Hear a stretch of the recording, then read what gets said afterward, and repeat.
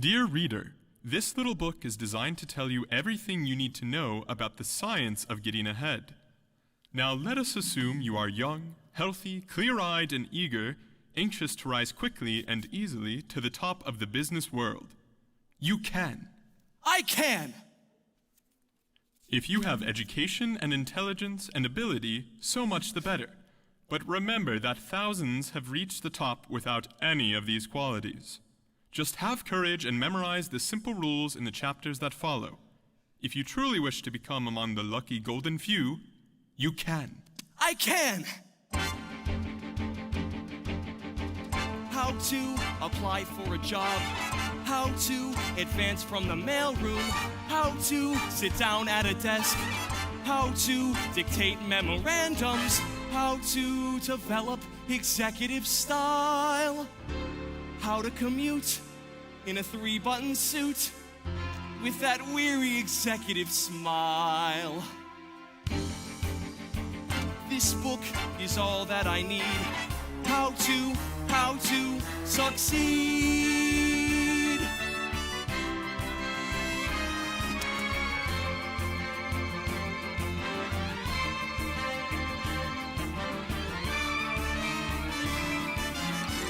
How to observe personnel.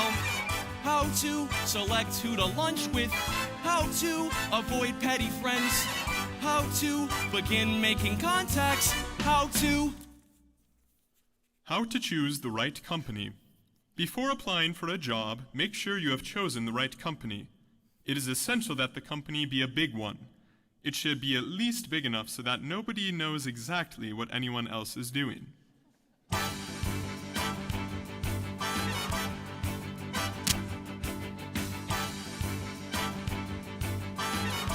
the right company. This book is all that I need. How to succeed.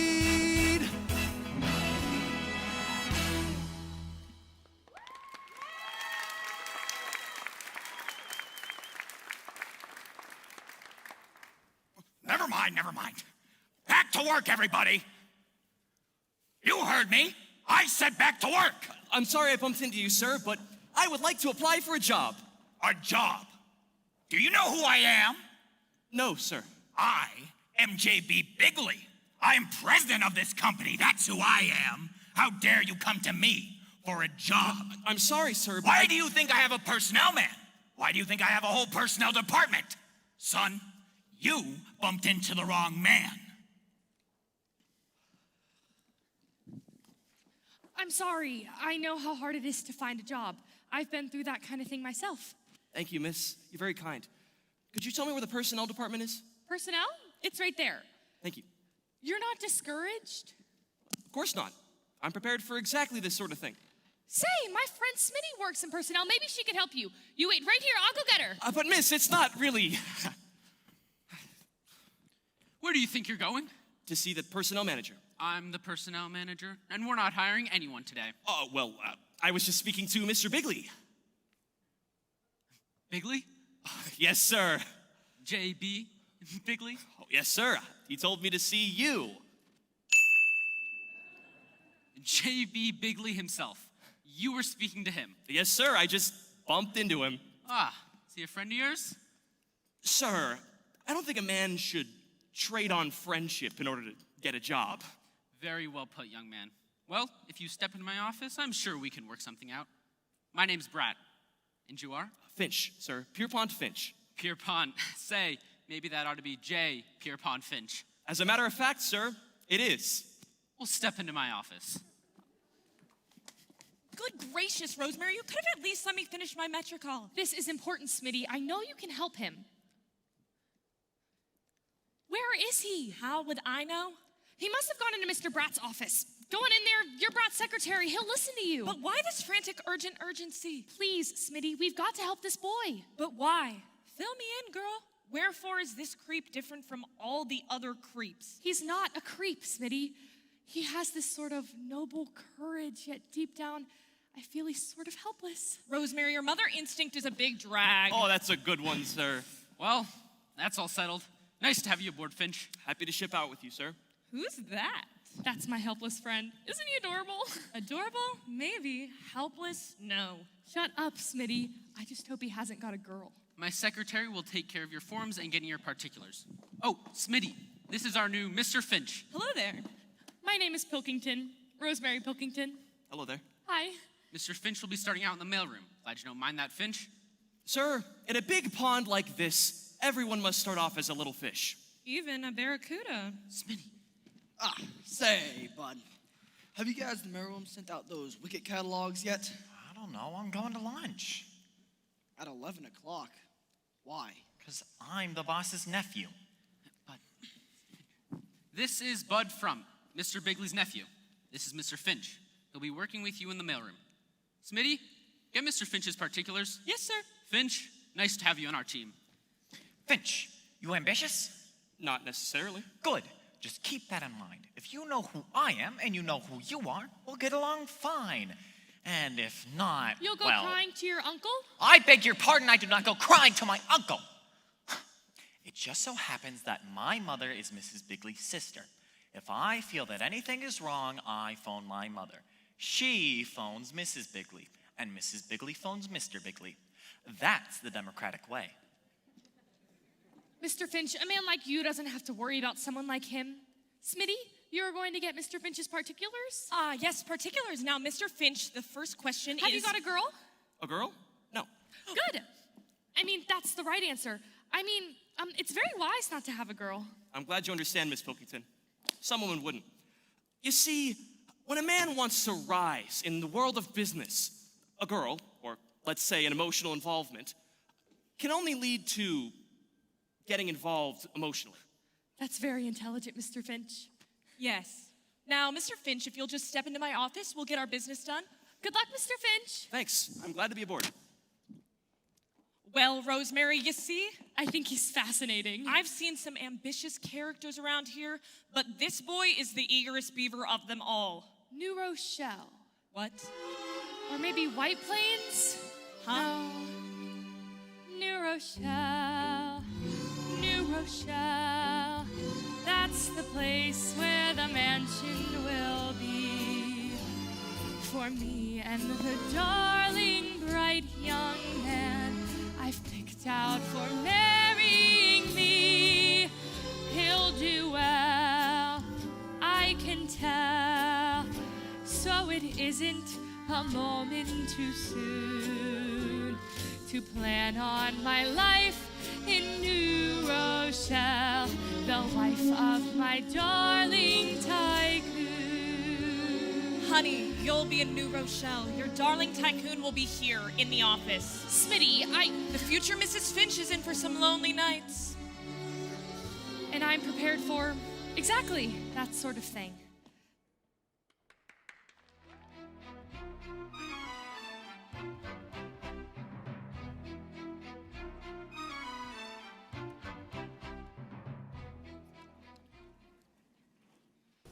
Coffee break! It's about time.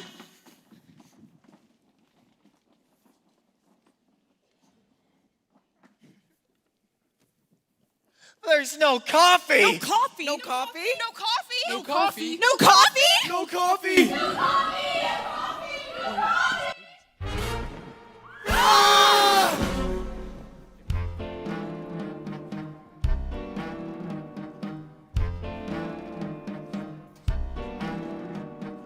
I can't take my coffee break, my coffee break, my coffee break. If I can't take my coffee break, something within me dies. Lies down and something within me dies.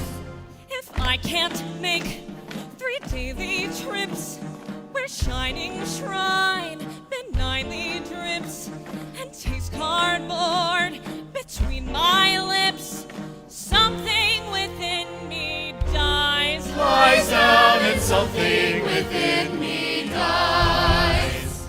No coffee! No coffee! No coffee! No coffee! No coffee! No coffee!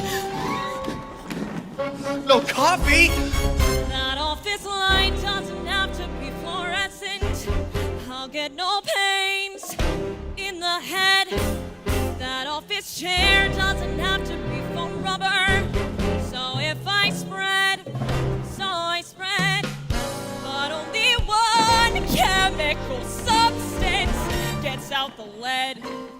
Like she said, if I can't take my coffee break, my coffee break, my coffee break. If I can't take my coffee break, Gone is the sense of enterprise. oh God, and something within me dies. No coffee! No coffee! No coffee! No coffee! No coffee! No coffee! No coffee! If I can't take my coffee break, Somehow the soul no longer tries. coffee, Somewhere I don't but have a lie. coffee, Something within me. coffee over the lights, coffee over the lights, coffee over the lights, something inside of me dies.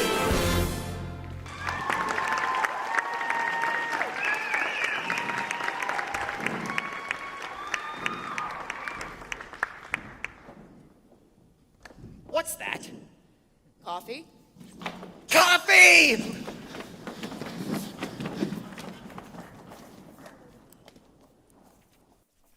You have alertly seized your opportunities and are now on the first rung of the ladder. You are working in the mailroom. One word of caution about the mailroom. It is a place out of which you must get. Some of your rivals will not have the advantage of this knowledge, but you are forearmed. Do not get stuck in the mailroom. Plan to rise. Finch, where are you going? What have you got there? It's the executive mail. I'll take that. The executive mail is my job. Finch, if you have any ideas about climbing the ladder around here, the view is going to get awfully monotonous. Every time you look up, you'll see the seat of my pants. That's rotten, rotten, rotten. You know, Bud Frump's just jealous. He's trying to keep the big executives from noticing you. Thank you for defending me, Miss Pilkington. Please call me Rosemary. Okay, Rosemary. Now, Mr. Finch. Oh, just call me Ponty. Okay, Ponty. The big executives will notice you. Just be patient. Patient? Do you realize I've been working here for one whole week? I know, Ponty. I haven't forgotten. Happy anniversary. Gee, Rosemary, thanks. At least you noticed me. I wish I were an executive. I'd never. Oh, there's Mrs. Jones, Mr. Biggley's secretary. I better look busy, and you too.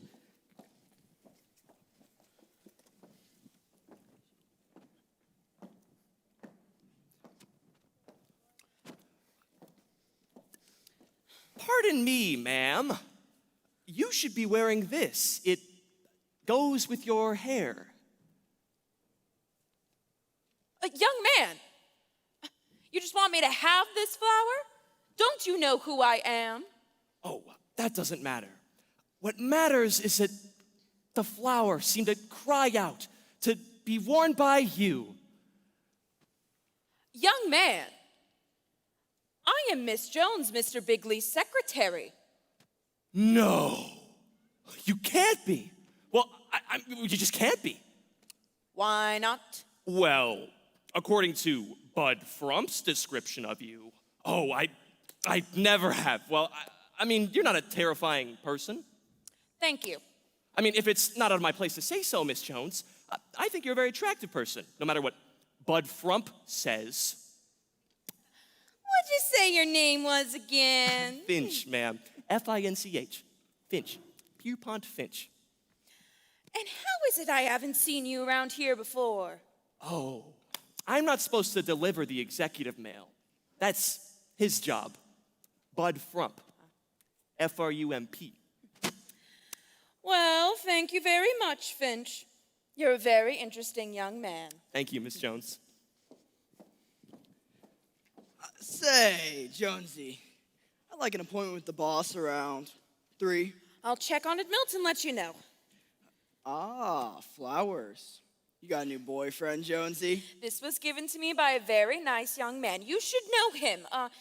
Finch. Yes? Oh, Finch, this is Mr. Gatch. How do you do, Mr. Gatch? Hi there. Mr. Gatch would be a good man for you to know. His department is very important. Oh, I know all about Mr. Gatch.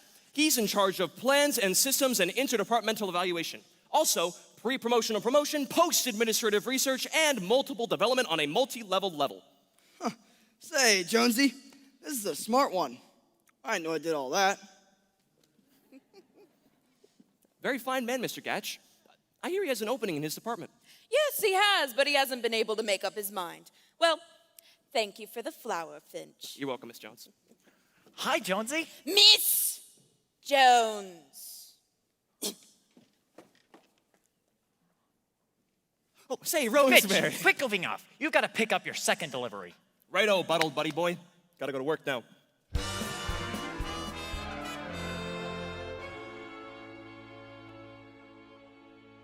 Hello? Give me an outside line. No, this is not personal. I'm calling my mother. Thanks. You know, one of these days when I run the show around here, I'll clear out the whole... Hello, Mother? Bud, I know I left my sweater at home, but it's warm. Now look, Mother, I got to tell you something very important. There's going to be a new head of the mailroom, and I want the job. You've got to call Aunt Gertrude, and... I know I'm next in line, but there's no fellow working here, and that has me worried. Oh, he works hard, gets in on time, he never goofs off, he's polite. You know, a real rat.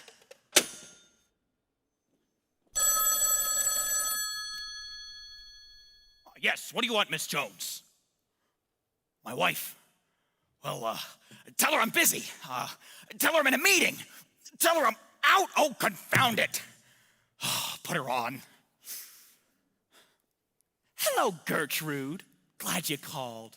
What's on your mind? Oh, I'm busy. Uh-huh. Well, Gertrude, I can't help Bud there. The head of the mailroom should pick his own successor. I can't switch signals in the middle of a play. It would upset the whole team. If I interfered, that would be nepotism. Nepotism. That's when your nephew is a fool. Well, I'll see. Miss Jones? Yes, Mr. B. Miss Jones, I have told you that talking to my wife upsets me. Well, Mr. B, you told me to put her on. Never mind. I need something to calm my nerves. Where is my, well, you know. I put it in the back of your right-hand bottom drawer. Thanks.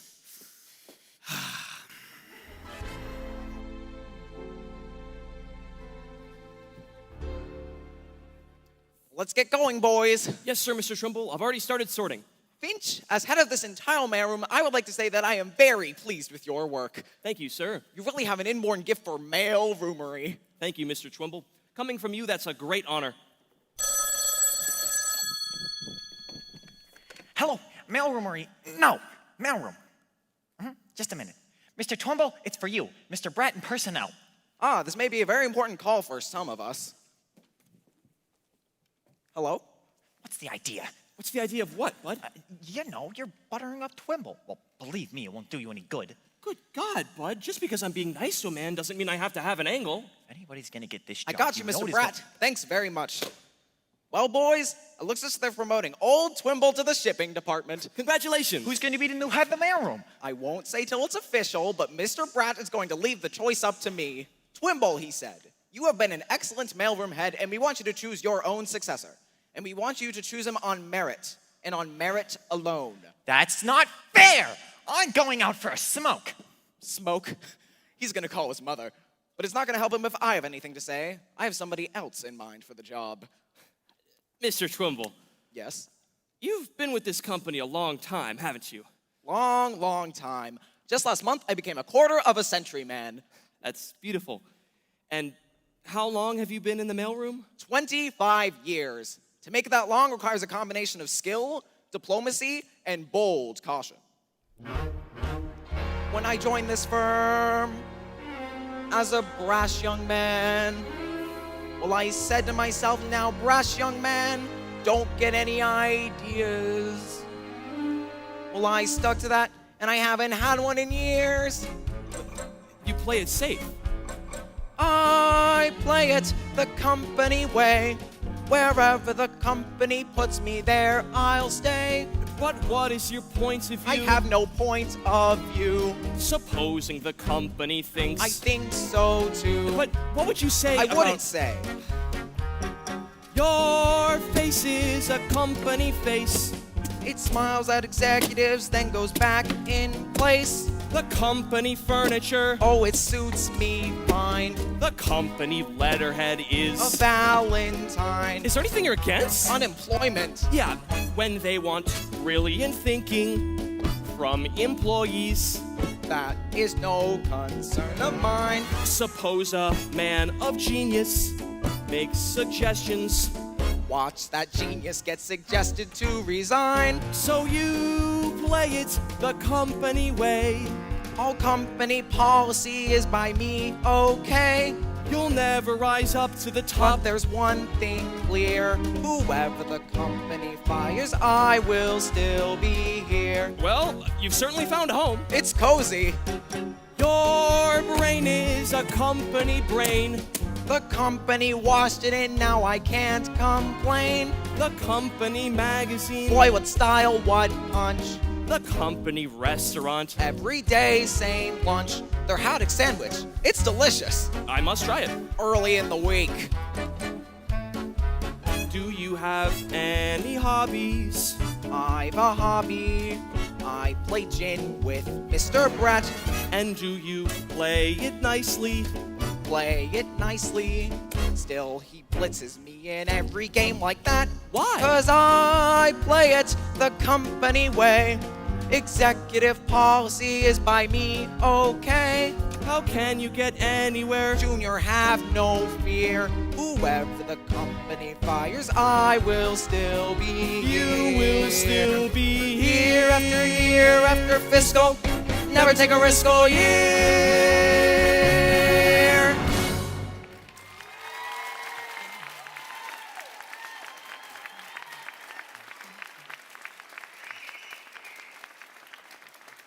Well, let's get back to work. They may be promoting me, but until then, the mail must go through.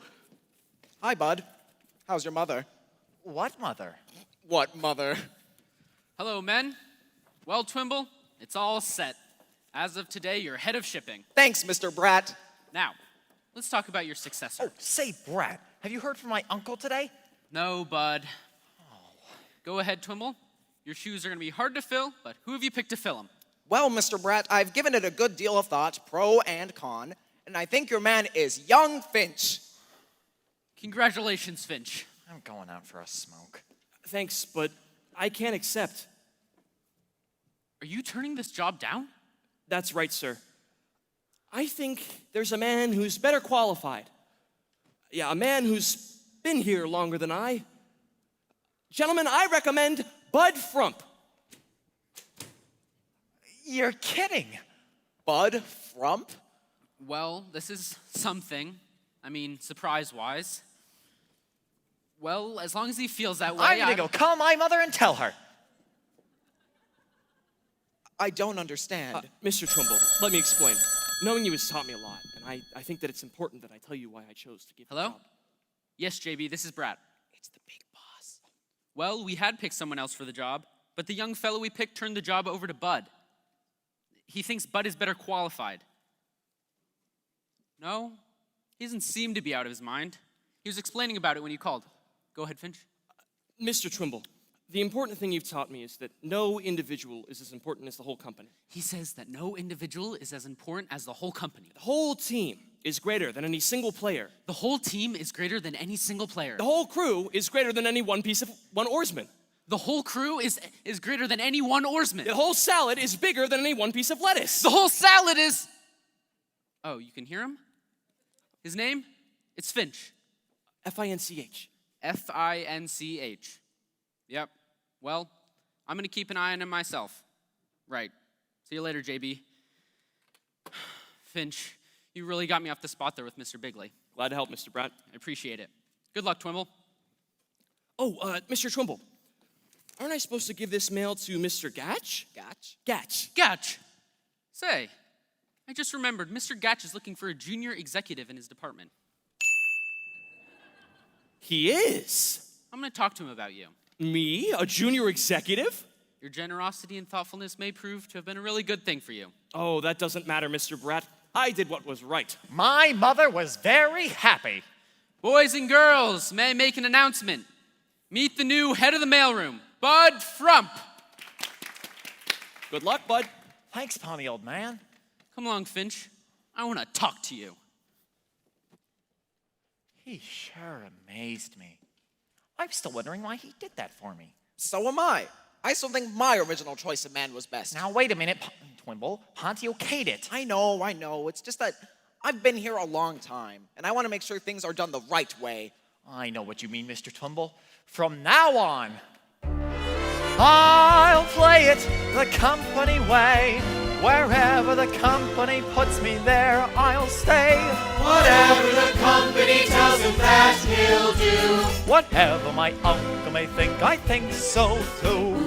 He's beaming with company pride. I conquered that over-ambitious rat inside. Old Bud is no longer the frump he used to be. I pledge the company sweet conformity. Hooray, hooray! I will someday earn my medal, 25-year employee. I'll see to it that the medal is the only thing they'll ever pin on me. The front way is the company way. Executive policy is by him okay. I'll never be president, but there's one thing clear. As long as my uncle can stand me, I will still be here. You know the company may like or lump any man. I'm so proud. If they choose to, the company may dump any man. I'm happy. They will never dump from the company man. Frump will play in the company, Frump will play in the company, Frump will play in the company way. Frump.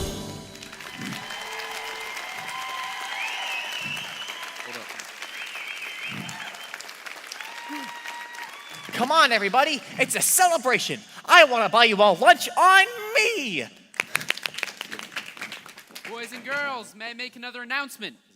Mr. Gatch is taking young Finch into his department as a junior executive. Wait a minute. Just a minute. That lunch is Dutch. In fact, it's canceled. Wait a minute. Ponty, that's wonderful. I told you to have patience. You were right, Rosemary. Thanks. You should have someone around all the time to help you think things out. Maybe I should. Ponty, I'm always available. You're sure wonderful, Rosemary. One of these days, I hope I could show my appreciation and... Lunch. Huh? I said lunch. What about lunch? I'd love to. Love to what? You said, what about lunch? Gee, I thought you'd never ask me. Let's see, where will we go? Say, I know there's a little tea room, a very cute place called the Hungry Tea. It's very reasonable. I'll go get my stuff and I'll meet you right here. But I didn't mean what about lunch. I meant what about lunch. Say, Finch, how's the young junior executive feeling? Fine, Mr. Gatch, fine. Oh, come on. I'll buy lunch in the executive club, up on the roof. Lunch? In the executive club? Me? Sure. Now that you're a junior exec, I can put you on my expense account. It's a great honor, Mr. Gatch. I'll go get my coat. Okay, I'll meet you at the elevator. Rosemary, I've got a surprise for you. Mr. Gatch is taking me to lunch on the roof. To lunch? Yep. How do I look? You look fine, Ponty. Just fine. Have a good time. Thanks, Rosemary. If you have followed the simple instructions exactly as outlined, you should by now be a junior executive. Congratulations. Nothing can stop you now.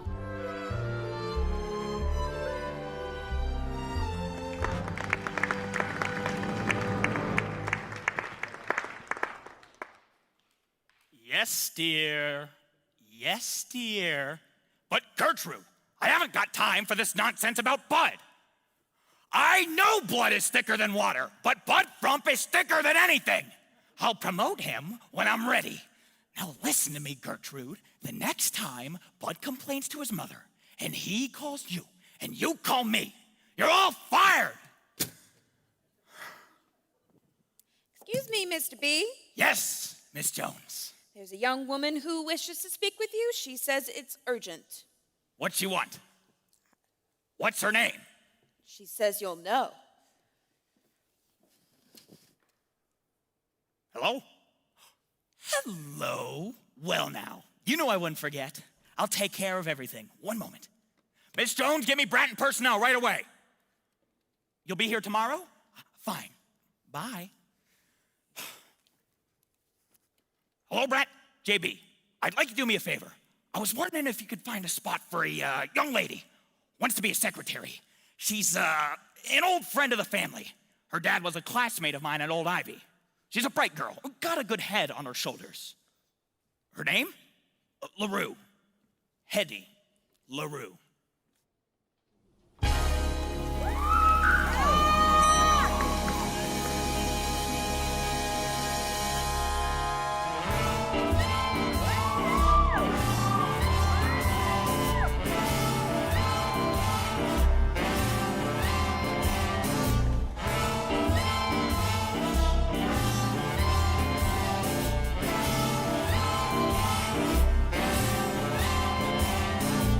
Can I help you?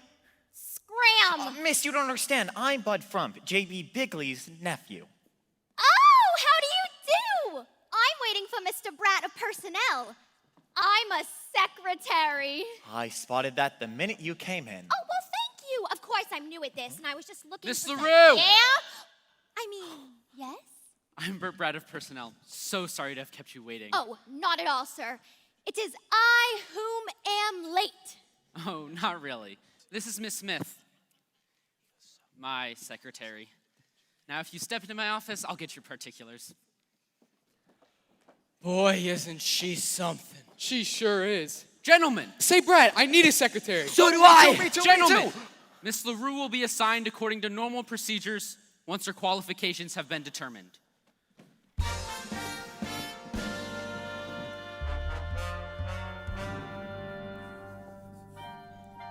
Did you call my wife and tell her I won't be home for dinner tonight? Yes, Mr. B. Oh, by the way, you left your golf clubs in the office. Tomorrow's Saturday, and you're playing with Mr. Womper, the chairman of the board. Oh, yes. Well, I'll be staying in town tonight, so I'll come in and pick them up in the morning. And you asked me to remind you about your College Alumni Association. Oh, yeah. Well, send them the same check. I get a kick out of thinking of their faces when they get that fat check from old least likely to succeed. Very well, Mr. B. Say, JB, there's a phone call for you. Your wife. My wife? I'll take it in your office. That'll be all, Miss Jones. Oh, Miss Jones. Oh, hello, Ponty. How's the young junior executive? Just fine. Thanks to the helpful advice I've been getting from you. Oh, well, I'm glad our little talks have proven valuable. They sure have. Oh, and good luck tonight. Good luck. Yes, in the bowling tournament. Oh. I hear you're the best bowler on the ladies' team. Oh, that was sweet of you to remember something like that. Well, I'm fascinated by the hobbies of people that I like. Oh, say, you should come and watch us bowl tonight. Gee, I'd love to, but I should go to bed early. I'm working tomorrow. On Saturday? No one around here works on Saturday. Ponty, you're a very interesting boy. You'll go far. Thank you, Miss Jones. That means a lot, you're saying that, because you're Mr. Biggley's secretary, and he's the man I most want to emulate. He's so capable and thoughtful. You know, I remember him wanting to send a check to his old school. Harvard, isn't it? Harvard? Oh, don't you ever let JB hear you say that. He is a groundhog.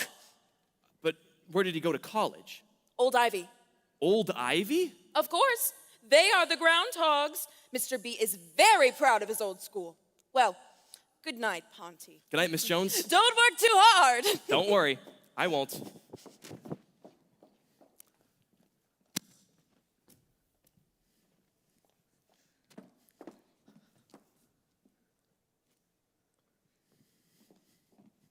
Hello, stranger. Oh, hi, Rosemary. Hi, Smitty. Hi, Ponty. Been a long day, hasn't it? Sure has. I haven't seen you since you got your new job. Oh, yeah, I've been working pretty hard. Been a long day. Say, Rosemary, where are you having dinner tonight? Well, that depends. On what? on where I'm having dinner tonight? Huh? Oh.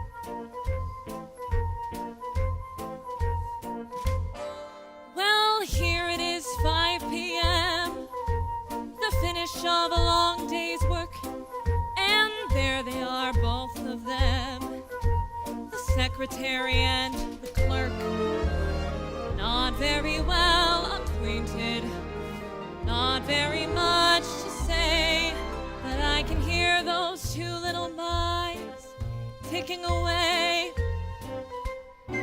Now she's thinking, I wonder if we take the same bus. and he's thinking, There could be quite a thing between us. now she's thinking, He really is a dear. and he's thinking, But what of my career? Then she says, and he says, Well, it's been a long day. well, it's been a long day. Now she's thinking, I wish that he were more of a flirt. and he's thinking, I guess a little flirting won't hurt. now she's thinking, For dinner we can meet. and he's thinking, Well, we both have got to eat. then she says, and he says, Gesundheit. Thank you. Well, it's been a long day. well, it's been a long day. Hey, there's a yummy Friday special at Stouffer's. It's $1.90 vegetable plate. And at the bottom of the ad, not bad. Service for two, $3.58. To make a bargain, make a date. Wonderful. It's fate. Now she's thinking, What female kind of trap could I spring? and he's thinking, I might as well forget the whole thing. now she's thinking, Suppose I take his arm. and he's thinking, Well, really, what's the harm? then she says, Hungry? and he says, Yeah. Yeah? yeah! Well, it's been a long day. well, it's been a long day. Well, it's been a long day.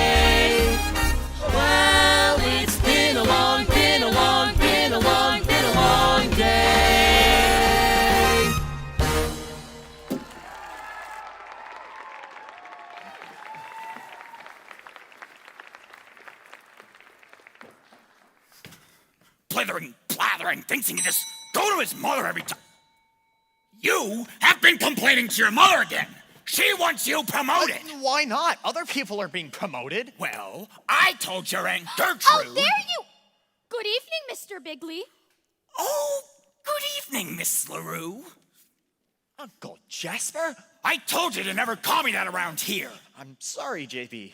Now, haven't you got something to do? I was just gonna go get my hat and go home. Good.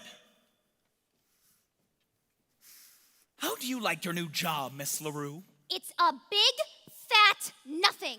I thought you were going to make me a big businesswoman like Helena Rubinstein or Betty Crocker. So what happens? I'm stuck in the lousy stenographic pool with no one to fish me out. Shh, Angel. These things take time.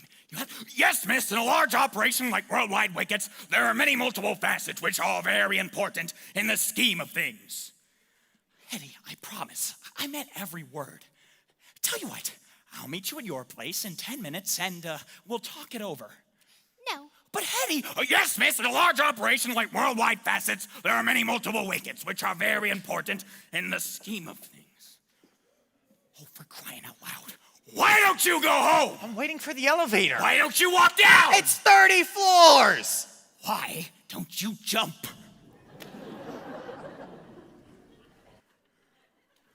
Very attractive girl, Miss LaRue. Huh? Oh, yes.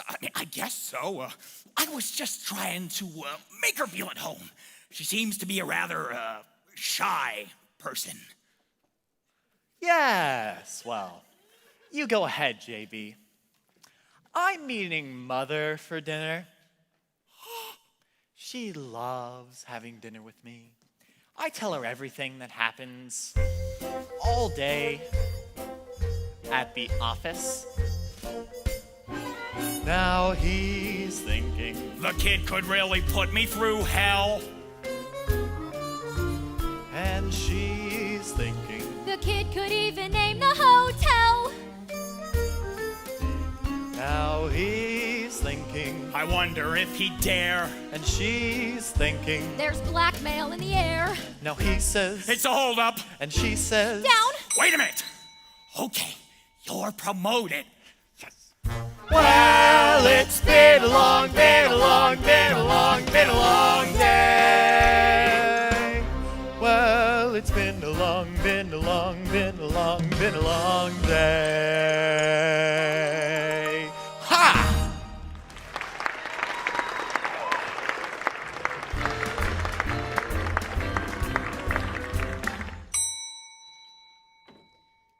Okay, Jackie, I think that's it.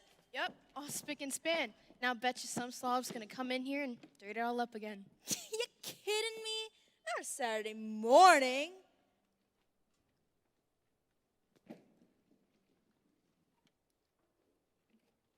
What are you doing? What? You know, never liked you very much. Oh my goodness, I'm hurt. Come on, let's do the big shots now. Fine. I mean, why is this place always so dirty? What even is a wicket? What are Why they are even? you asking me? I don't know.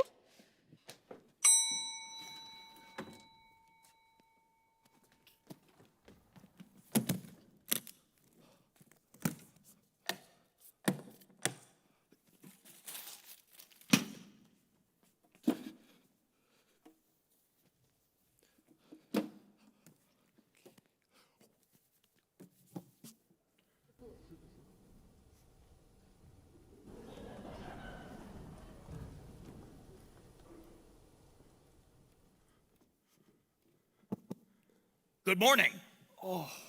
Oh, is it morning already, sir? Good God, man, have you been working all night? Well, I had a few things to catch up on. I shouldn't be here much longer. By George, I'm sorry. Your name slips my mind. Finch, sir. Oh, yes, I've heard some good things about you from my scouts. Thank you, sir. Well, Finch, I just came in to pick up my clubs. I have to play around today with old Wally Womper. He's chairman of the board, you know. Don't push yourself too hard, Finch. Don't worry about me, sir. I'll just get those clubs.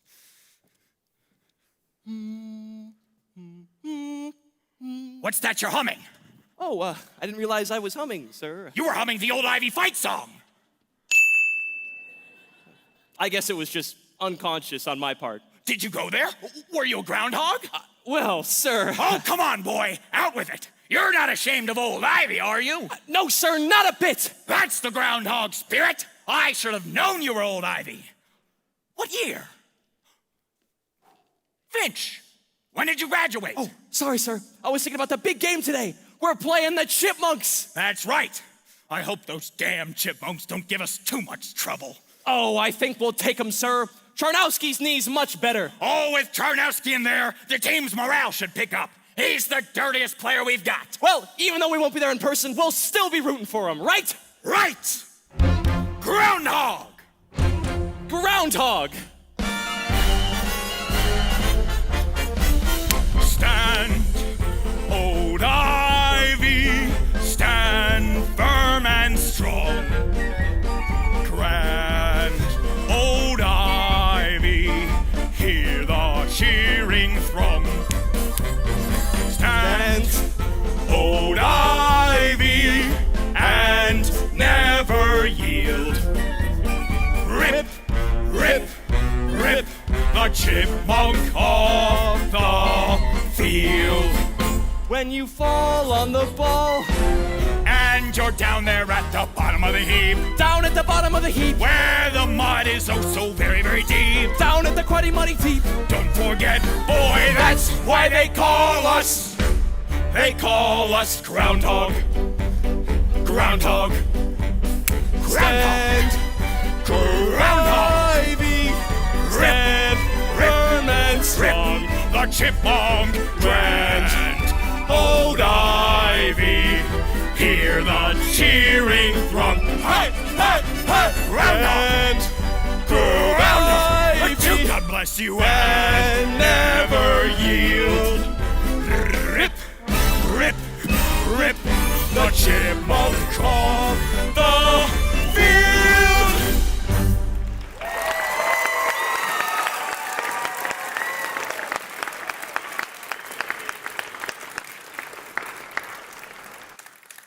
I enjoyed that, sir.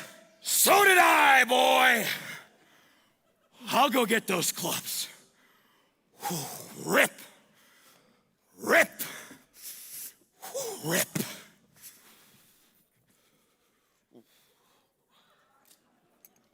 $26, $27, $28, $29. Well, I'll be. Oh, I'm sorry, sir. I just wanted to finish this row. I guess this looks kind of silly, sir, but I've always found that knitting helps me think more clearly. I knit too.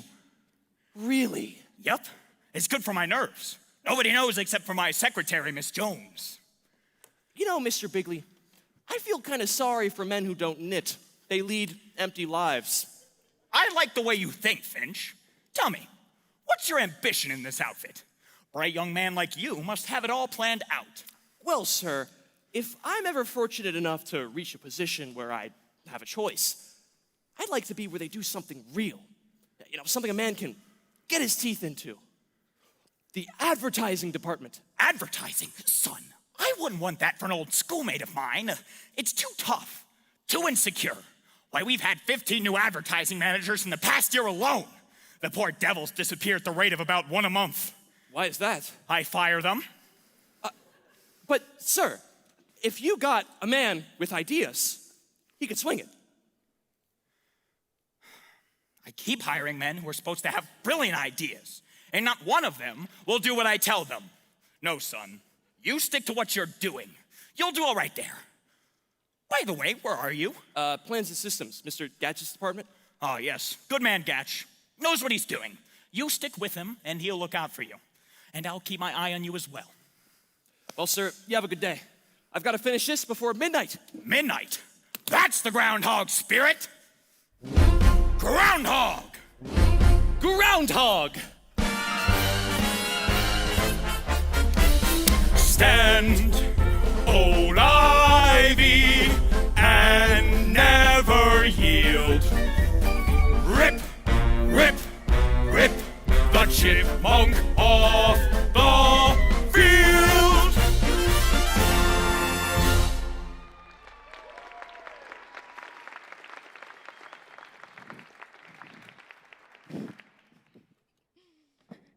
Beautiful. What was that? A college song, I think. Really? What college? I'd say Vassar?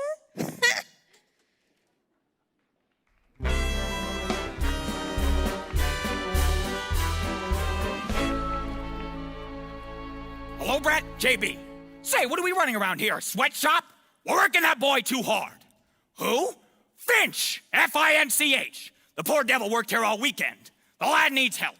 I want him to have an office of his own. Deserves the best you have available. Oh, nothing too fancy. Don't want him getting any ideas. Hello, Ponty. Oh, Rosemary, coming in. How do you like it? Your first office. It's beautiful. Oh, I can only stay a minute. I just wanted to let you know I had a good time the other night. Me too. Oh, sir. Miss. I'm Miss LaRue, honey. What can I do for you, Miss LaRue? A secretary was ordered to be assigned to you. I'm your assignation. You didn't tell me you were getting a secretary. I just found out myself. Well, happy dictation, Ponty. Bye. Now, won't you sit down, Miss LaRue? Thank you. Now, Miss LaRue. Oh, just call me Hetty. Well, I think that perhaps in a business relationship... You're cute. Just give me one moment, please. Choosing a secretary can be fraught with peril. Take a good look at the young lady who has been assigned to you. If she is so attractive that you feel things are too good to be true, be very careful. It may be that one of the big men in the company is interested in her career. There is a simple test for this. Check on her secretarial skill. The smaller her abilities, the bigger her protector. Okay, Hetty, let's try some dictation. Take a letter. Shoot. This is to Mr. Gatch. Dear Mr. Gatch, pursuant to our discussion... Wait a minute! Are you trying to catch a train? What are you taking this down in? Longhand. It's safer. I make up for it when I type. You type fast. Oh, like a jackrabbit. 12 words a minute. By the way, Hetty, Miss LaRue, what was your last position? Oh, I was in the tobacco business. But then Mr. Biggley... Mr. Biggley? Well, he got me interested in Wicket, so I matriculated myself into business school, and well, here I am.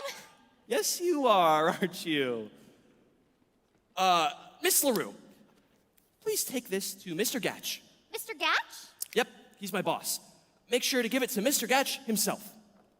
Hetty, personally. Okay, Charlie.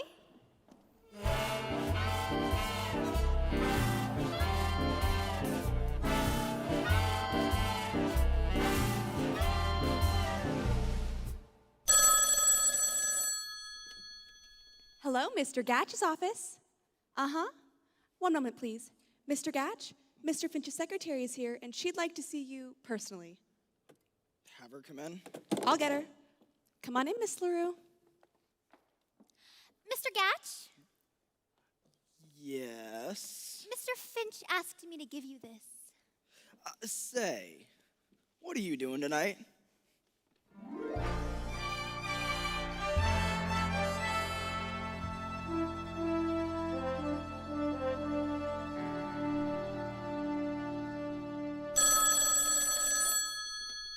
Hello, Mr. Finch's office. Uh-huh. One moment, please. It's for you. Production. Hello, Finch speaking. Oh, yes. I run plans and systems now. Huh? Oh, Mr. Gatch. Oh, yeah, he's been transferred to one of our out-of-town offices, Venezuela.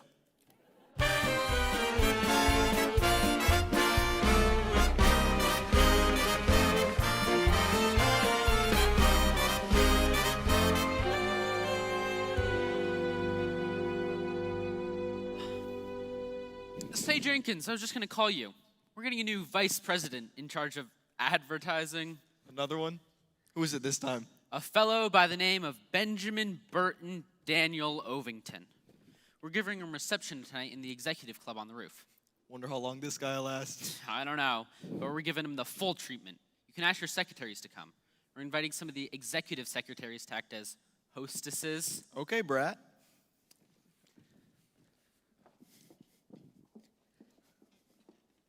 Rosemary, I had lunch without you. Where have you been? Smitty, I've been made secretary to the new advertising manager. Oh, good. What's he like? Oh, I don't care about him, but this means that I'm invited to the reception this evening. And Ponty will be there too. Smitty, I've been dreaming of a chance like this. He's never seen me all dressed up, glamorous. Do you know what this is? Your lunch? Smitty, this is the answer to how to succeed with Finch. A new dress. It's just beautiful. I hope it works. Good luck, Rosemary. Thanks, Smitty. I think maybe I'll get a new dress for tonight, too. Good idea, Smitty. I hope you're very popular at the party. Maybe I will be at that. I'm thinking about spreading a rumor about myself around the office. Huh?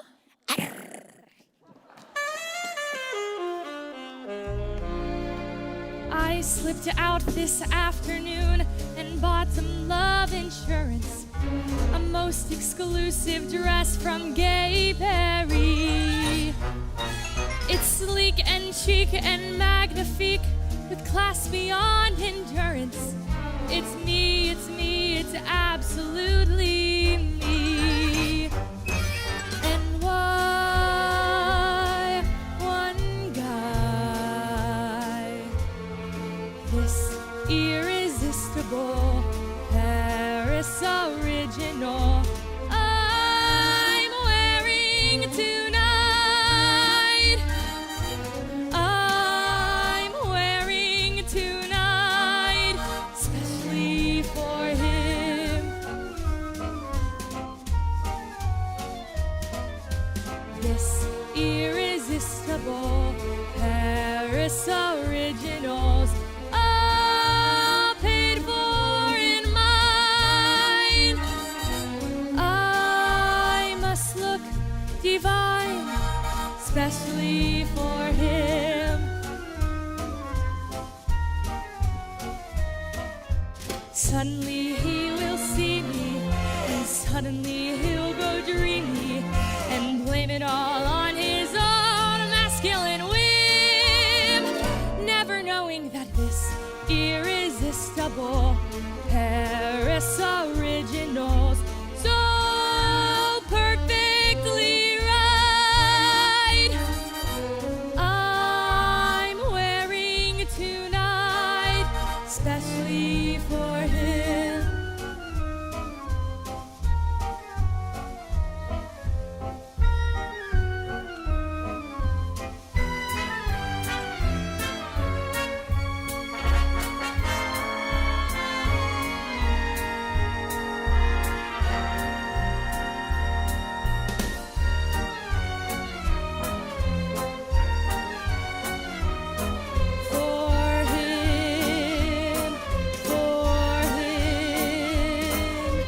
This irresistible Paris original I'm wearing tonight.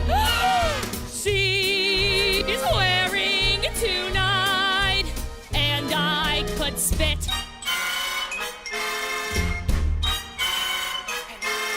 Some irresponsible dress manufacturer just didn't play fair.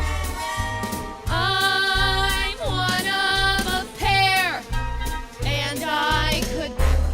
Oh no. This irresistible Paris original, so slinky and slim, already slunken, and I could die, and I could kill her, and I could. This irresistible Paris original, très sexy, n'est-ce pas? Infernal, voila, and I could spit.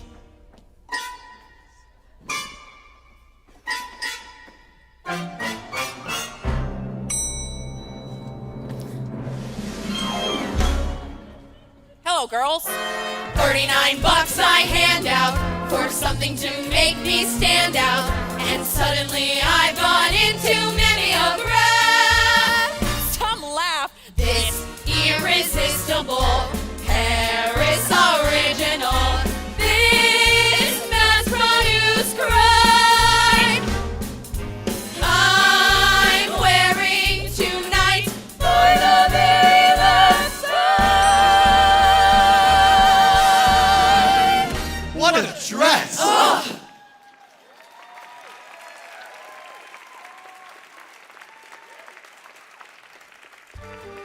Hey, Hetty, can I buy you a drink? Oh, I never touch anything alcoholic before 5 p.m. It's 10 after 5. I'll have a double martini. Here he is, boys and girls. You know our advertising department has been in trouble for a long time. But I think I found someone that will help put Worldwide Wickets back on top. Mr. Benjamin Burton, Daniel Ovington. Thanks, boys and girls. I'd just like to say that I'm proud to be joining the Worldwide Wickets family. Now, I don't know that much about Wickets, but I do know about advertising. My theory on advertising can be summed up in one sentence. Shove it down their throats with a soft sell! Good sound thinking. And I'd like to say that... Benjamin Burton Daniel Ovington? What the heck kind of name is that? And I'd like to... Say, Bud, JB says to take Miss LaRue home. She doesn't seem to be feeling well. I'm feeling fine. Hey, Finchy, let's dance. I'm already dancing with Rosemary. Everybody dance! Come on, Hetty. I don't want to go. Go.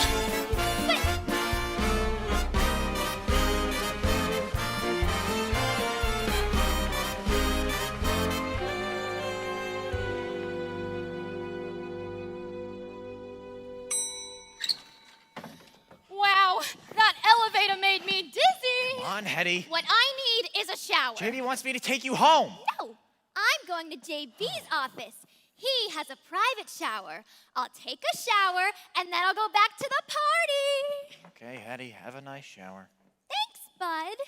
You know, you're cute. Not as cute as Finch, but you're cute. Not as cute as Finch. Oh, say, Jenkins, going up to the party? Yeah. Will you tell Mr. Finch to meet me down here? Tell him it's important. Sure thing. Hetty's in there taking a shower, and I've got something up my sleeve that's gonna put little old Finchy right out on his little... Hello, Finch. What's this all about, bud? JB wants to meet you in his office. But I just saw him. He didn't say anything. I guess he didn't want to say anything in front of Ovington. You know how it goes around here with the advertising department. You mean to tell me your uncle is... I don't know anything. All I know is that I was told for you to go to JB's office right now. Thanks, bud. You're welcome. Now to get my uncle.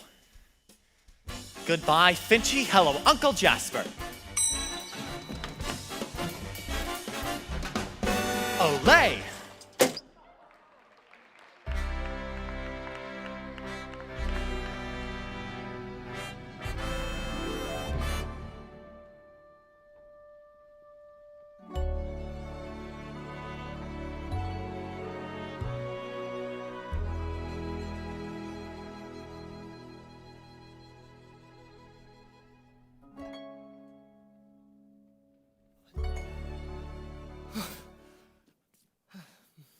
Someday.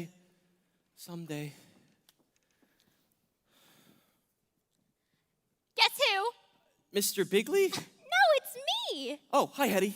I was supposed to meet Mr. I was supposed to meet Mr. Biggley here. Mr. Biggley. Oh, he's not coming. Somebody gave you a bum steer. Should have known it was a rib. Well, I better get back to the... What's your hurry?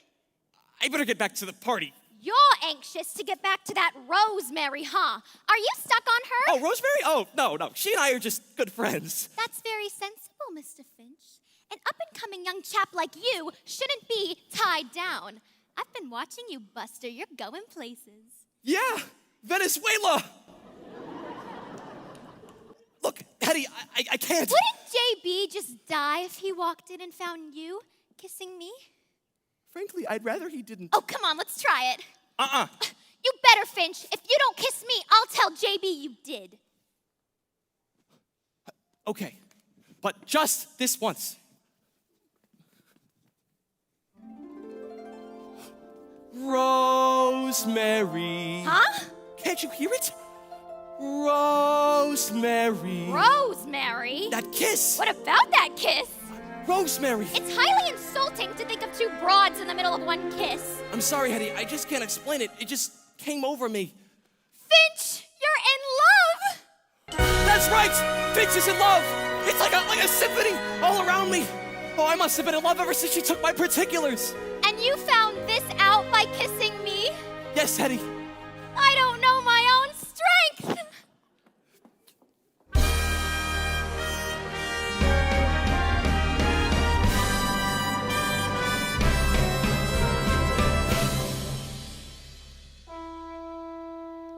Suddenly there is music in the sound of your name.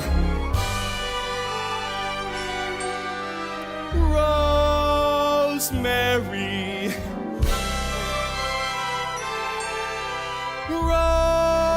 Rosemary was the melody locked inside me, till at last out it came.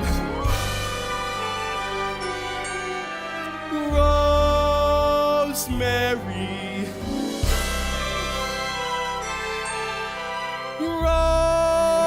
Rosemary, just imagine if we kiss. What a crescendo!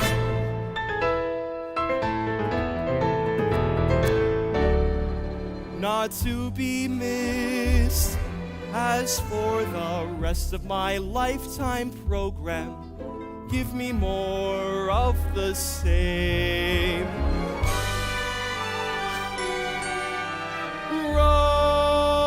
Rosemary,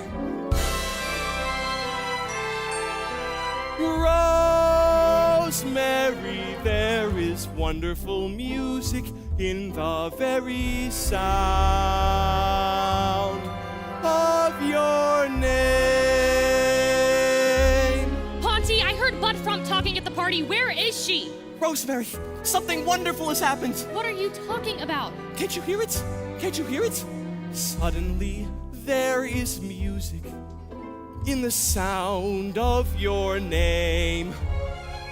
I can't hear it. Rosemary. It's all around me, like a beautiful pink sky. Now look here, J. Pierropont Finch. Have you lost your mind? Rosemary, darling, will you marry J. Pierropont Finch? Now I hear it. I hear it. I hear it. Suddenly there is music in the sound of your name. J. Pierropont.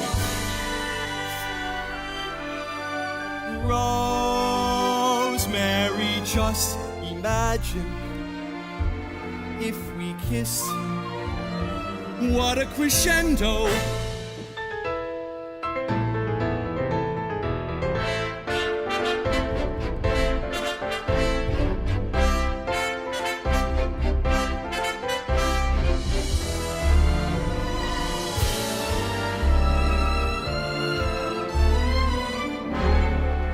Not to be missed. As for the rest of my lifetime program, give me more of the same. Rosemary,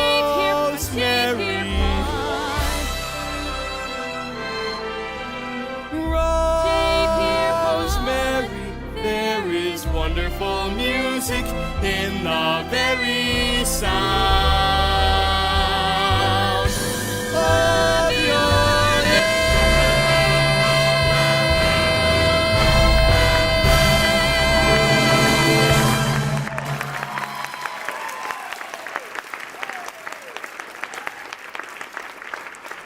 Oh, honey, I've been so wrapped up in trying to get ahead that I never even realized.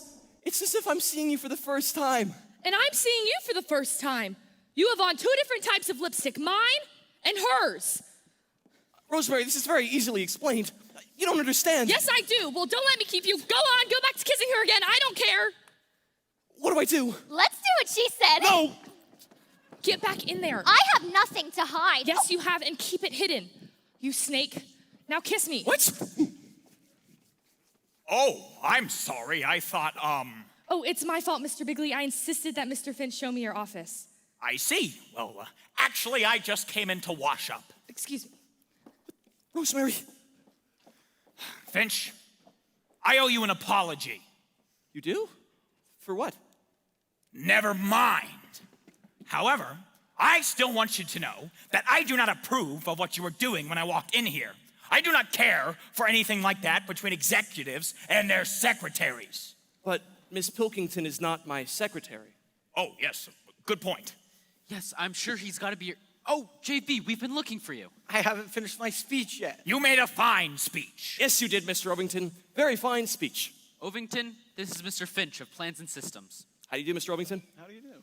You know, I didn't get a chance to tell you at the party, Mr. Ovington, but I'm very fond of advertising, and I've read a lot about you in Fortune magazine. Some good stuff. Thanks. By the way, Mr. Biggley, did you know that Mr. Ovington was an All-American halfback at college? Is that so? Where did you play, Ovington? Oh, the greatest little college in the world, Northern State. A chipmunk? I sure am a chipmunk, sir.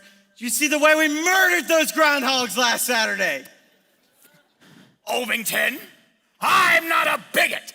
I've hired men from colleges all over. tigers, bulldogs, gophers, and bears, but never a chipmunk. Your resignation is accepted. Rip, rip, rip the chipmunk off the field. That was a narrow squeak. It was a big shock to me. Say, JB, what are we going to do for our new advertising manager? Finch, you've always wanted this rotten job. You think you could handle it? Oh, I don't know, sir. If there's one thing I admire in a man, it's humility. Finch, I'm making you vice president in charge of advertising. Me? A vice president? JB, I don't want to question your decision. Finch is very bright, but he's rather inexperienced. I like him. I think we've hit something here, Bratt. This boy is loaded with great ideas. Ideas? Why don't you tell us some of them, Finch? Well, I haven't had time to figure them, and I'd like to give you a clear-cut campaign. Say, JB, the plans board is meeting day after tomorrow. Finch can tell us all of his ideas then. Fine. Finch, you've got 48 hours to make an advertising presentation. And by the way, Finch, you're now a vice president in charge of advertising. And frankly, up until now, I am quite dissatisfied with your work. That doesn't matter. I'm a vice president. Vice President Finch. Oh. Hello. Get me the stationery shop downstairs. Yes, this is J. Pierropont Finch. Remember those cards I spoke to you about last week? Go ahead and print them right away. Oh, girls, you can come out now. Thanks, Rosemary. Rosemary, I've got a surprise for you. Mr. Biggley just made me the vice president in charge of advertising. Congratulations! Can I be your secretary? Gee, I love that, Hetty, but Rosemary's actually going to be my secretary. I'll go back to the steno pool. Rosemary? And what makes you think I'd be your secretary? I'd rather die. Rosemary, I'm a vice president in charge of advertising now. You know how tough of a job that is. I can only do it if I get your help. Rosemary, I need you. You do? Well, in that case, all right, I'll be your secretary. Great. Now let's get to work. Aren't you forgetting something? Oh, yeah. Hello, operator. Who paints the names on office doors? Finch, aren't you going to kiss me? Kiss you? I can't. Why not? Wait a minute, Rosemary. Hello, name painter? Wait a minute, Rosemary, hello, name painter? Yes, this is J. Pierropont Finch. I want my name on my door in gold leaf. J. Pierropont. No, J. Pierropont. Suddenly there is music. Yes, block letters. In the sound of my name. No, all capitals. J. Pierropont. Rosemary. Vice President. Vice President. In charge of advertising. There must be a way to stop him. There must be. F-I-N-C-H. There must. All of my lifetime program will be more of the same. No, the usual spelling. J. Pierropont. J. Pierropont. Remember me, Rosemary. I can't stand it. Whatever happened to Rosemary? Boy, when you see it on your own door. There is wonderful music in the very sound. I will return.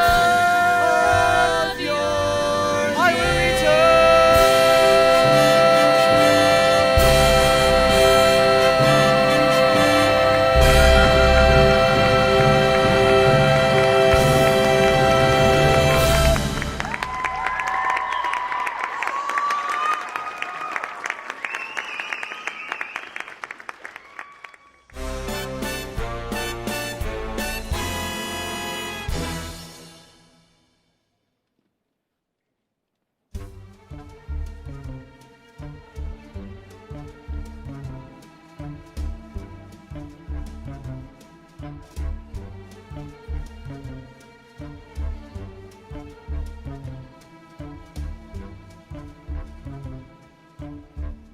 There's sure a lot of whispering going on today. Ever since Finch became the new vice president, they've all been scared out of their wits. When's the big meeting? It's set for this afternoon. I hope Ponty comes up with something. Me too.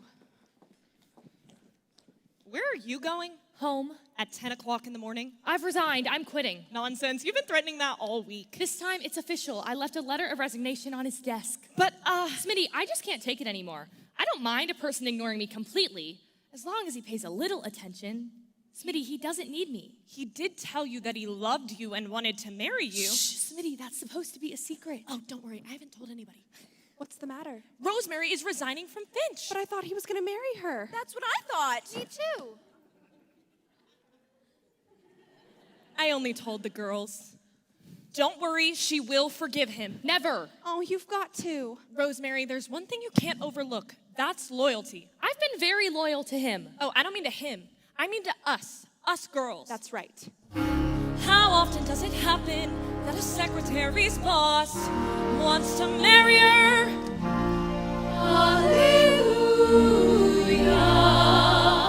How often does a dream come true without a sign of conflict or a barrier? Hallelujah. Why treat the man like he was a typhoid carrier?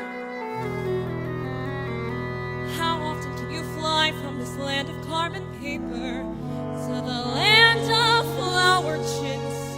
Hallelujah. How often does a Cinderella get a crack at the prince?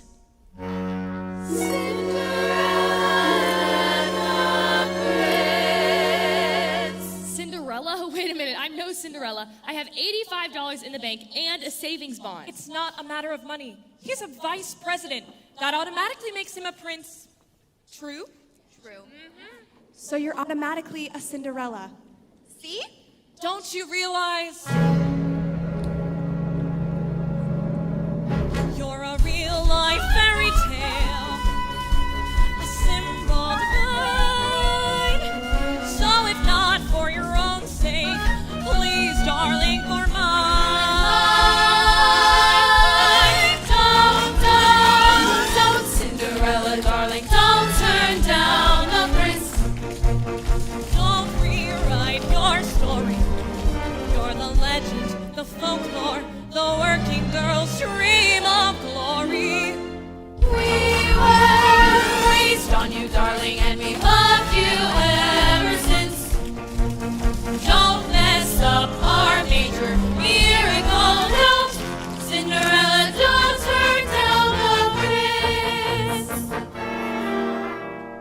Oh, let us live it with you, each hour of each day.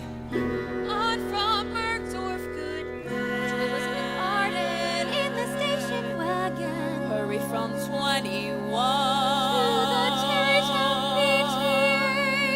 No, New Rochelle.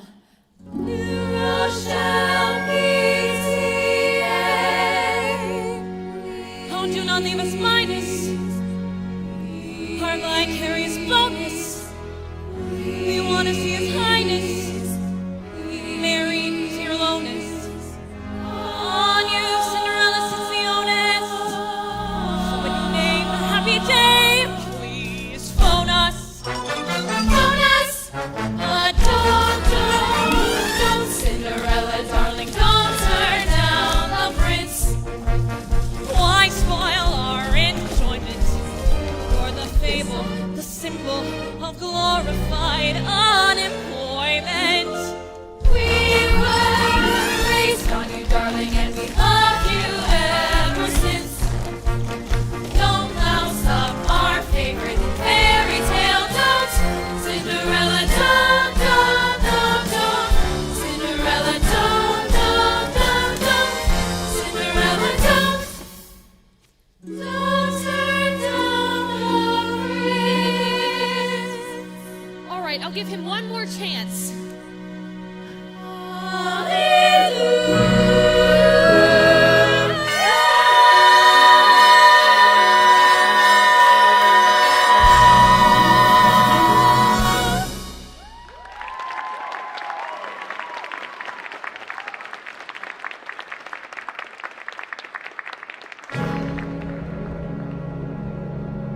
You have climbed the ladder of success, rung by painful rung, until you have almost reached the top.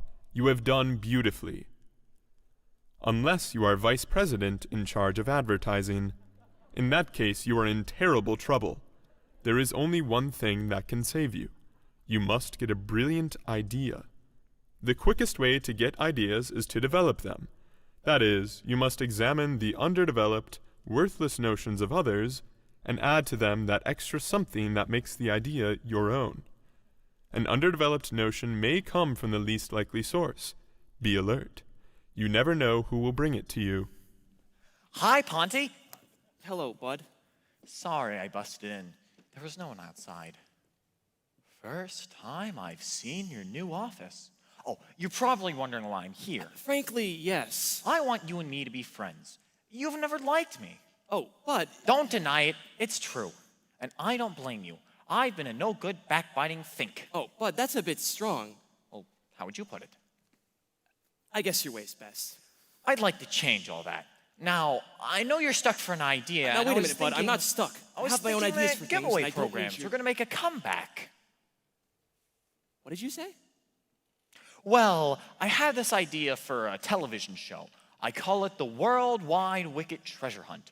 We give $1,000 saving bonds, and each week on TV, we give clues as to where it is. Oh, let me leave this with you, and if you get a chance, look it over. Bud, what did your uncle say when you told him about this? Oh, I didn't tell him, Pawnee. If I brought it to him, he wouldn't listen. That's why I brought it to you. Well, maybe I'll give it a little bit of a think. I have returned! Yes.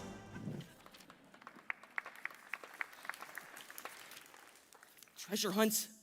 Could be. Man, this thing needs some kind of a new twist. Ponty, I'm back. I've changed my mind. Oh, Miss Pilkington. I don't blame you for being cold to me, but I did change my mind. About what? About what I said in the letter. What letter? My letter of resignation. Your resignation from what? The Girl Scouts of America. Don't you understand? I've quit, resigned, left you forever. Why? Because I was hurt, humiliated, ignored, upset. Who did that to you? You! Me? Well, it couldn't have been me. I haven't said 10 words to you all week. Now, listen, Miss Pilkington. Can't you call me Rosemary? No, and I want you to call me Mr. Finch until you're Mrs. Finch. Now, Miss Pilkington, I've finally come up with a new idea for a television program. I'm thinking of calling it the Worldwide Wicket Treasure Hunt. What would you say if we gave away $100,000? I don't care if you give away the whole company. I love you.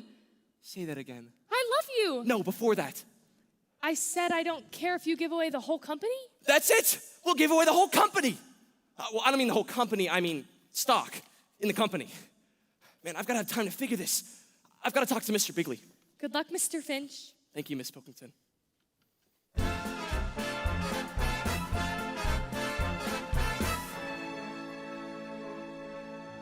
Are you pregnant or something? I was just, hey, I told you never to come in here during office. What the heck do you want? JB, you remember that television idea I once told you about? The treasure hunt. I told you what I thought about that treasure hunt. I just wanted to remind you that you didn't like it.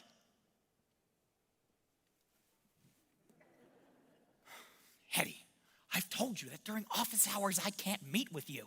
I just came for a business purpose. Business? I wish to tender you with my resignation. Your resignation? But Hetty, you can't.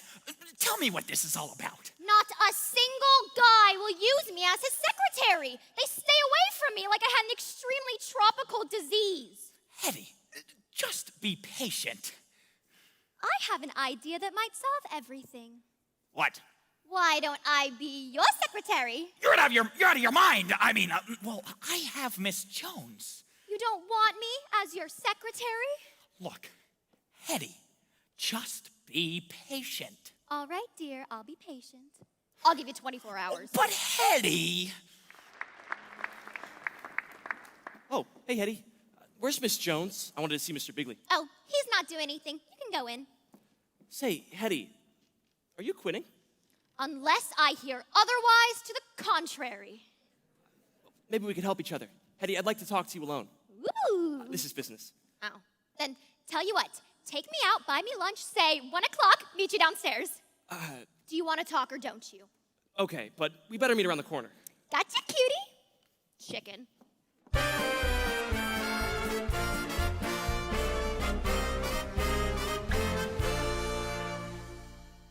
Big meeting today, huh? Yeah. Hear anything about what Finch is planning? JB gave him a postponement, so he must have something. You know, fellas, I'm really beginning to get a little scared of Finch. Me too. If we don't stop him soon, I mean... He'll have us all working in the mailroom. Chaps, our worries are over. Finch is going along with, well, believe me, he's dead, dead, dead. And I'm so happy I could cry. Well, that's good news. I don't know. Finch has a way of bouncing. I wouldn't believe he was dead if I read his obituary. Ordinarily, I would agree with you, but Finch is really, Hiya, men. All set for the big meeting? Could be. Wish me luck, men. Good luck.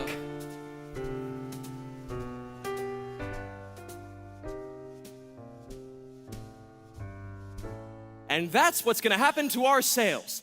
Up, up, up. And there you are. Finch, I think you've done it. Very good. Could I ask you a question, JB? Yes. What's his idea for the show? You heard. A television show that will give us peak reaction. Sounds great, Finch. Great. Doesn't it, men? Yeah, sounds great. Idea. But what's his idea for the show? I don't see why you have to be so negative. The only things you ever come up with are lousy ideas like treasure hunts.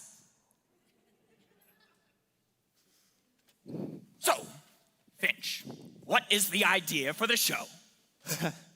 Well, JB, you know what?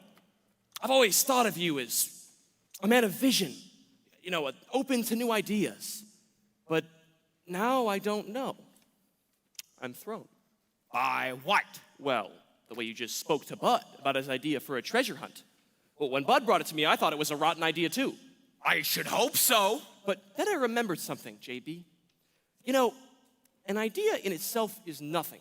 It's the development that counts. So I said to myself, I'm gonna take this idea of Bud Frump's and de-frump it. So, gentlemen, my treasure is not bonds, it's stock. Stock? Stock? In our company? It can't be done, JB. You can't just give away stock. Well, we give away stock dividends, don't we? Please, let me go on with my presentation. Finch, I hate giveaway shows. So do I, JB. But the public loves them. And I have a new twist. Gentlemen, may I present the worldwide Wicket Girl. What is this? This, JB, is the secret ingredient. I'm combining beauty and greed. Can't miss. Go ahead, Hetty. Hello there! I'm the worldwide Wicket Treasure Girl. Each week, I'm going to give you a clue to where the worldwide treasure has been stashed. Buried. Oh, yeah. Buried. Of course, Miss LaRue is just helping me demonstrate the idea. She won't be our regular treasure girl. Well, I'm leaving the firm. Of course, I wouldn't if... JB, let's tell this maniac off and get on with our business. Hold on. I'll handle this. Gentlemen and Miss LaRue, will you please leave me alone with Mr. Finch? Okay. Take care of him. This is crazy. What about the CCA? What about the stockholders? Board of Directors? What about the Federal Trade Commission? Finch, where are you gonna hide the treasure? JB, this show is completely unrigged. Not even the treasure girl's gonna know where the treasure's hidden. Well, I'd like to know. Okay, but it's gonna be a secret between you and me. I'll give you the first clue that the treasure girl's gonna give over the air. West of the sun, west of the moon, where is the treasure? Blow me a tune. What the heck is that? Tough clue, isn't it? But if you will note, the first letter of each line is WWWB. Worldwide Wicket Buildings. You're gonna use our buildings? But you'll have mobs of people running all over the place looking for the treasure. JB, if a man as brilliant and educated as you couldn't guess the clue, do you think the average viewer is gonna guess? Well, good point. Finch, tell me, could this treasure girl be someone more identified with the company? Yeah, a real worldwide wicked girl. Yes, maybe. Say, why not Miss LaRue herself? Brilliant, JP, brilliant. You can come in, gentlemen. Gentlemen, I am thinking of going ahead with Finch's idea for the worldwide wicked treasure hunt. Now, of course, I want your approval. Well, JP, I think this is an absolutely crazy I like it! We like it!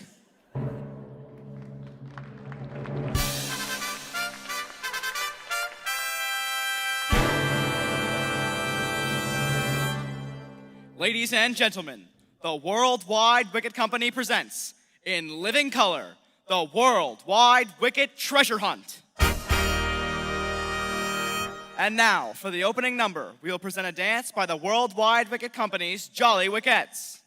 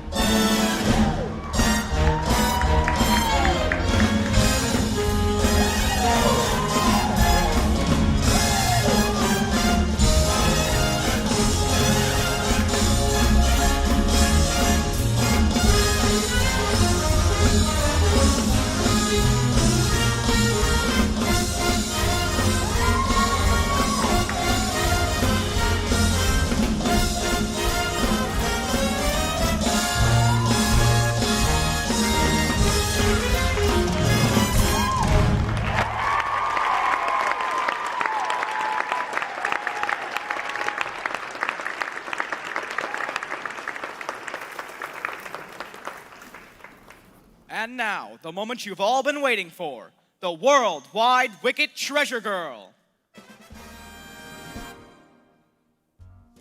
It's really beginning to get to me. I'm beginning to wonder where the treasure is myself. Yeah, where is it, Finch? Oh, no. Nobody in the whole world knows but me and JB. Right, JB? Right, Ponty. Shh. Hello there. Well, I'm going to give you the first clue to the worldwide Wicket treasure hunt. In 10 different places in this great country, there are buried 5,000 shares of stock, making for a total of 50,000 shares in all. Woo! And now for the first clue. The first clue! The first clue is west of the sun. One moment, Treasure Girl. This woman's carrying a Bible. Will you please place your right hand on it? Miss LaRue, do you swear that there has been no fixing or rigging in connection with this show? Is this a real Bible? Why, of course, Miss LaRue. What's the matter with her? She looks surprised. She is. Eddie didn't know about this. I wanted this part of the show to be completely spontaneous and unrehearsed. That can be very dangerous. I think it's very effective.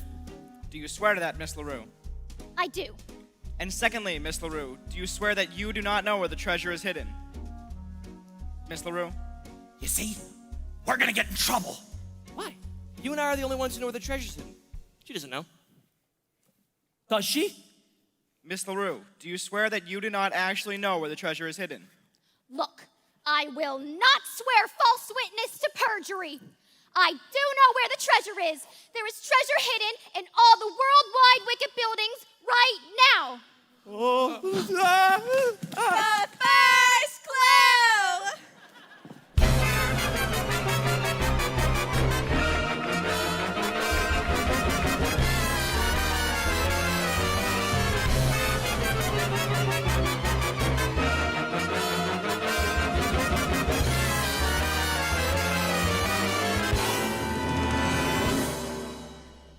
How to handle a disaster. In every businessman's career, there are times when things go a bit wrong. We have many suggestions for coping with these little problems. However, should you be the cause of a disaster that's really disastrous, we suggest that your best bet is to review the first chapter of this book, How to Apply for a Job. Where's Finch? I don't know, Bratt. Well, JB wants him as fast as you can find him. He's hopping mad. Come back here, you! What are you doing? It's another treasure hunter. This little nut tried to sneak past me 3 times. This little nut is the chairman of the board. It's Mr. Womper. Chairman of the board. They all look alike to me. I'm very sorry this happened, Mr. Womper. If you'll come with me, JB is in his office. Keep looking for Finch. Oh, Rosemary, have you seen Ponty? No, Miss Jones, and I'm so worried about him. I am too. He was a nice boy. Was? What will they do to him? Well, I don't know, but somebody's head's got to roll.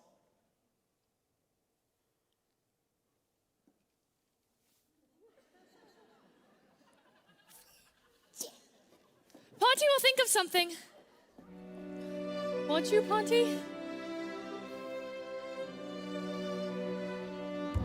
You have those cool, clear eyes of a seeker of wisdom and truth.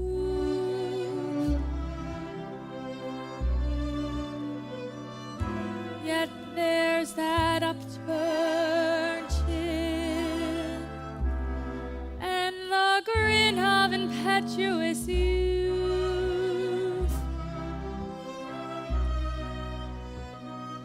Oh, I believe in you. I believe in you. Ponty, Ponty! Oh, I'm so glad you're here. Where have you been? Walking the streets, thinking. Why don't you go home? No, I've got to go in and face the music. Aha!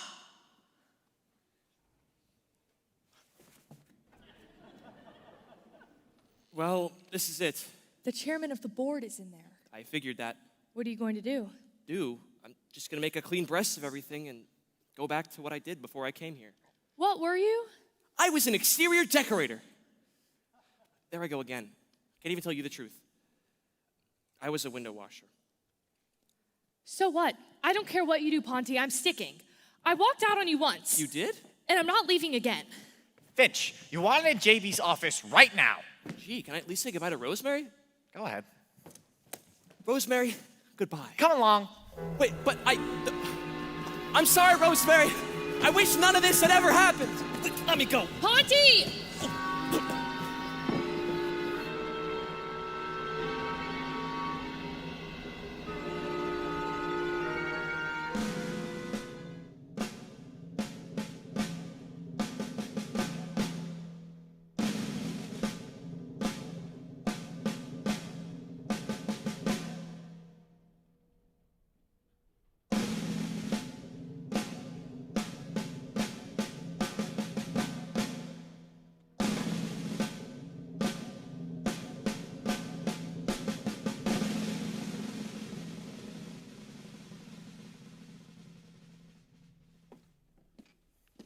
Finch, why should you face those monsters? Go ahead, run away, escape.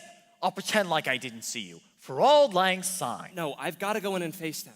I should think you'd be happy if they killed me. If only I could be sure.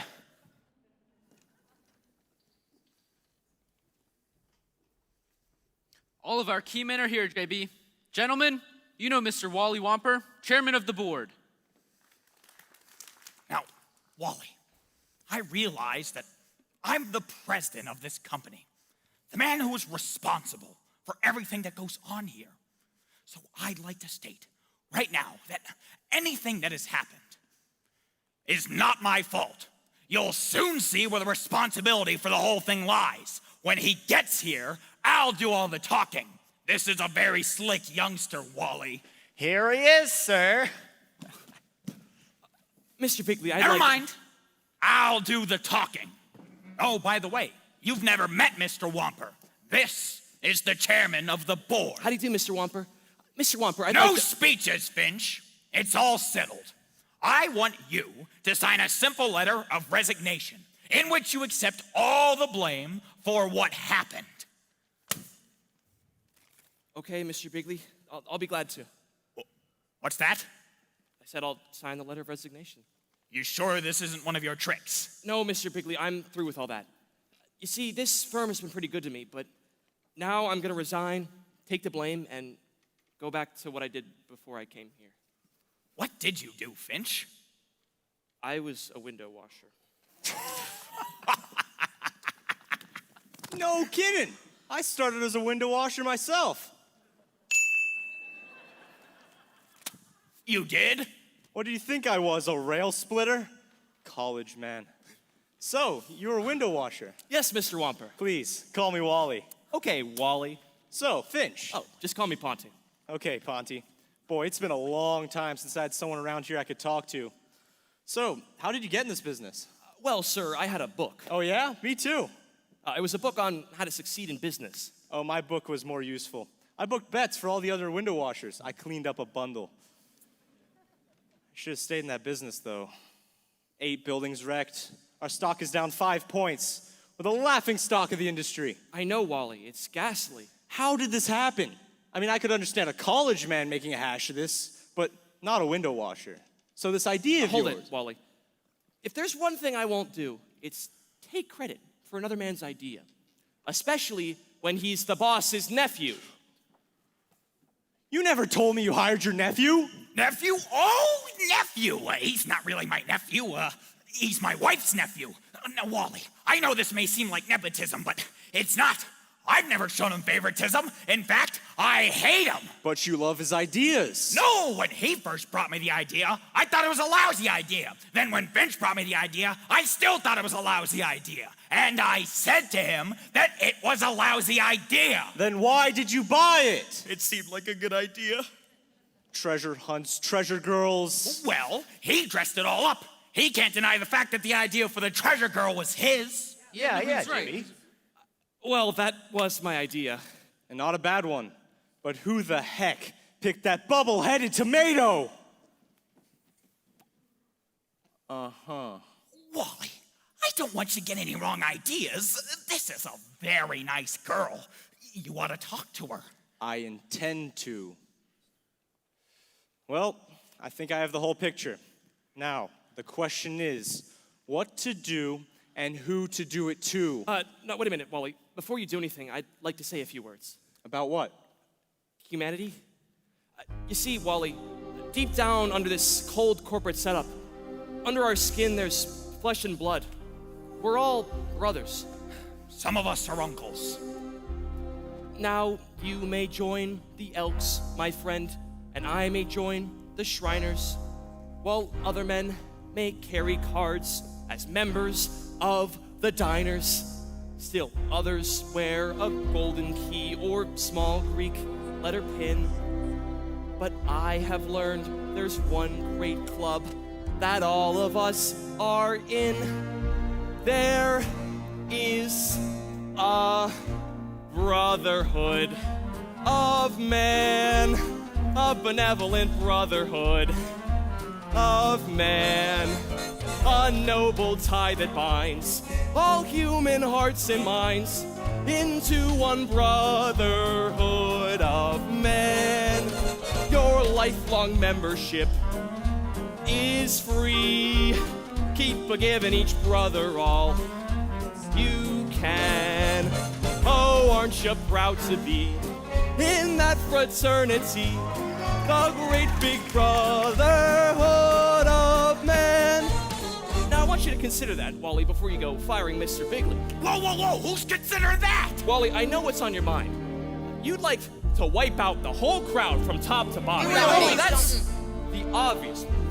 But stop and think. One man may seem incompetent. Hey. Another not make sense. What? While others feel like quite a waste of company expense. Yeah. They need a brother's leadership, so please don't do them in. Remember, mediocrity is not a mortal sin. There We're in the brotherhood of men, dedicated to giving all we can. Oh, aren't you proud to be in that fraternity, the great big brotherhood of men?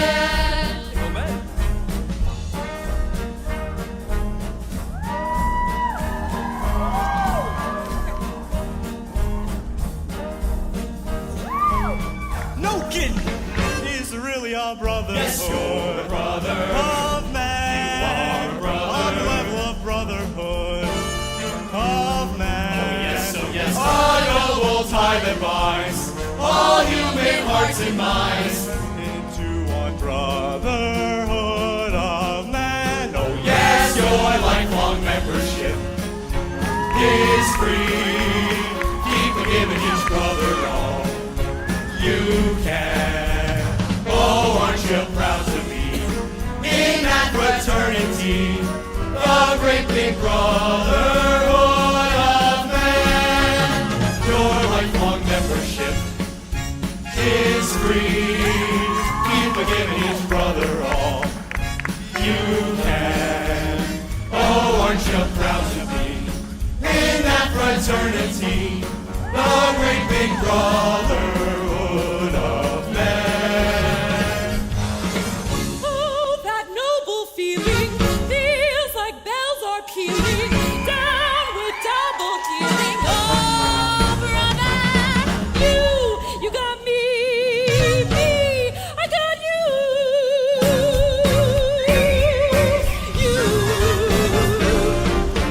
Oh, that noble feeling feels like bells are pealing down with double dealing. Oh, brother, you got me, I got you.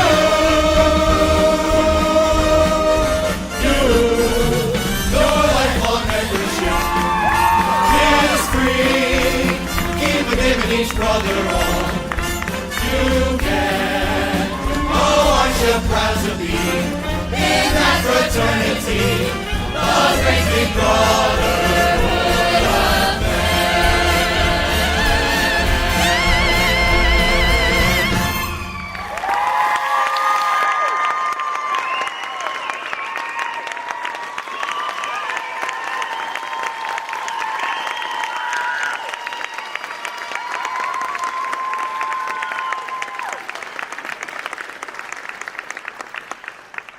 Give me a break!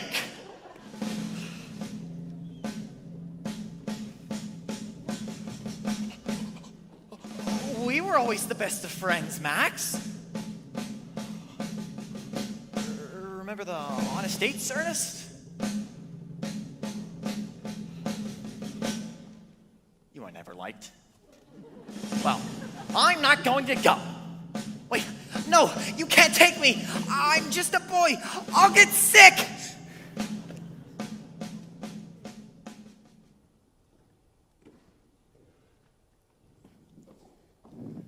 Hey, Smitty, any news yet? I haven't heard a thing yet. Oh, Mr. Jenkins, have you heard anything yet? Haven't heard a thing yet. Looks like a big shakeup.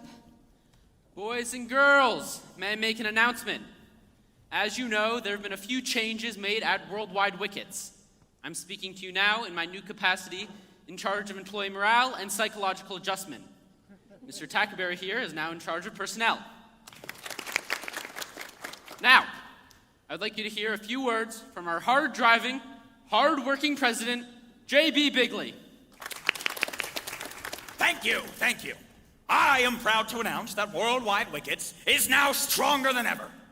And I feel a lot of that credit should go to a certain bright and very loyal young man. Come out here, Finch. As you know, this youngster's rise to the top has been spectacularly rapid. As a matter of fact, for a moment, I began to think he was after my job. But luckily for me, he didn't want it. Oh, no, JB, your job is much too tough for me. But I would like to say that if any credit is due, it should go to a great man and a great humanitarian, the chairman of the board, Mr. Wally Womper.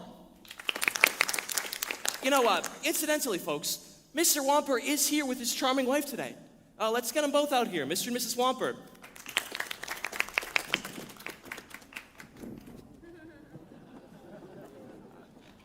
Mr. Womper told me he didn't feel like making any speeches today. He's still a newlywed. But I have a surprise announcement to make about him. Mr. Womper has decided that after his long years of service, he's finally going to retire as chairman of the board. And he and his wife are going to take a long honeymoon trip around the world. Sweetie, what a surprise! You didn't tell me. I didn't know. Oh, what the heck. It's not a bad idea at that. I'll concentrate on you. Wally, who's going to be the new chairman of the board? As if I didn't know. Just one moment. I don't know if I can accept. I'll have to consult Mrs. Finch. Rosemary, your husband's calling you. Hallelujah. Rosemary, I've got a big decision to make. They want to make me chairman of the board. What do you think? Darling, I don't care if you work in the mailroom or you're chairman of the board or president of the United States. I love you. Say that again. I love you. No, before that. Miss Jones, take a wire to the White House. Watch out. We play it the company way. Executive policy is by us, okay. Though for the departed we shed a mournful tear. Whoever the company fires, we will still be